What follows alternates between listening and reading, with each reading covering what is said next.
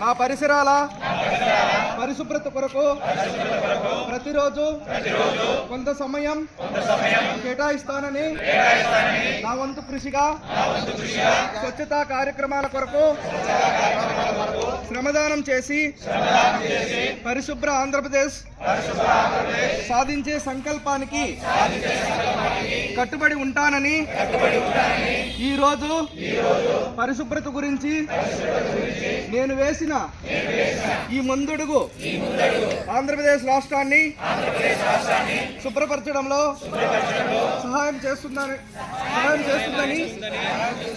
నమ్ముతూ ఈ రోజు నుండి నా తోటి వారికి స్వచ్ఛతపై అవగాహన కల్పించడానికి